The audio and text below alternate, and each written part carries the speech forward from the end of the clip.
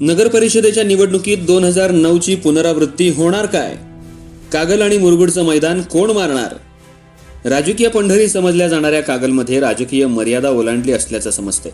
कागलमध्ये चकवा देणाऱ्या राजकीय आघाड्यांनी तत्वांनाच तिलांजली दिल्यानं राजकारणाची दिशाच बदलून गेली आहे. कागलमध्ये कट्टर वैरी राजकीय दोस्ताना पाहायला मिळतोय. आता ही गोष्ट कागल राजकारणात नवीन नाही.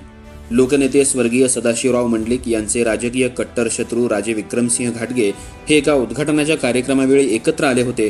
पण नेत्यांच्या पेक्षा आता कागलमध्ये कार्यकर्त्यांची कट्टरता आपल्याला पाहायला मिळते. कागलमध्ये प्रामुख्यानं राष्ट्रवादी अजित पवार गटाचे हसन मुश्रीफ, समरजित घाटगे, शिवसेना माजी खासदार संजय मंडलिक, माजी आमदार संजय बाबा घाटगे हे प्रमुख राजकीय नेते आहेत. मागच्या लोकसभेला संजय मंडलिक यांना हसन मुश्रीफ यांनी पाठिंबा दिला होता. पण मुश्रीफांनीच घात केल्याचा आरोप देखील मंडलिक यांनी त्यावेळी केला होता. पण कागलमध्ये खरं शत्रुत्व हे हसन मुश्रीफ, समरजित घाटगे यांच्यात जन्मोजन्मीचं असल्याचं दिसून येतं. पण सत्तेसाठी काय पण हे वाक्य कागलमध्ये आता पाहायला मिळतंय. दोन शत्रू एकत्र आल्यानं माजी खासदार संजय मंडलिक हे आता एकाकी पडल्याची चर्चा आहे. पण नगर परिषद निवडणुकीच्या पार्श्वभूमीकडे पाहता मंडलिक आणि मुश्रीफ यांची समान ताकद पाहायला मिळते. स्वर्गीय लोकनेते सदाशिवराव मंडलिक यांनी पेरून ठेवलेली कार्यकर्त्यांची मोठी फळी मंडलिकांच्या पाठीमागे आहे. मुरगुड नगर परिषद मतदारसंघात मंडलिकांची सत्ता कायम राहिली आहे. आता यांच्या विरोधात घाटगे आणि मुश्रीफ जरी एकत्र आले असले तरी ही युती मात्र कार्यकर्त्यांना नाराज करणारी ठरतीये.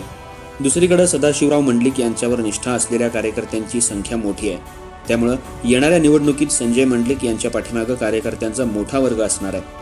मंडलिक गटाला शह देण्यासाठी दोन गट एकत्र आल्यानं कागल आणि मुरगुडमध्ये आता सत्ता संघर्ष पाहायला मिळणार आहे. एकाकी पडलेल्या संजय मंडलिक यांना चक्रव्यूहातून बाहेर पडण्यासाठी त्यांनी लहान मोठे गट सोबत घेण्याची तयारी सुरू केली आहे. मुरगुड आणि कागलमध्ये नागरिकांच्या प्रतिक्रिया घेतल्या असता मंडलिक एकमेव पर्याय असल्याचं त्यांनी सांगितलं. मुरगुडच्या जडणघडणीत मंडलिक गट कायम अग्रेसर असल्याचं देखील त्यांनी सांगितलं. निवडणुकीसाठी काही दिवस उरले आहेत. सर्वच नेत्यांच्या हालचालींना वेग आलाय. एकीकडे मुश्रीफ आणि घाटगे यांची युती जरी असली तरी त्यांच्या कार्यकर्त्यात मोठी नाराजी पाहायला मिळते. ज्यांच्या विरोधात आतापर्यंत शड्डू ठोकला त्यांच्याच गळ्यात गळा घालण्याची वेळ कार्यकर्त्यांवर आल्याचं समजतंय. सध्या तरी कागल आणि मुरगुड नगर परिषदेमध्ये दोन गटात लढत होण्याची शक्यता वर्तवली जाते. लोकनेते स्वर्गीय सदाशिवराव मंडलिकांनी बांधलेल्या या कुस्ती मैदानात आता कोण मैदान मारणार याकडे संपूर्ण जिल्ह्याचं लक्ष लागून आहे. ऐकलं, गोकुळची बासुंदी पुन्हा खावीशी वाटतेय. खरं सांगू, मलाही खावीशी वाटतेय. पुन्हा पुन्हा खावीशी वाटणारी गोकुळ बासुंदी.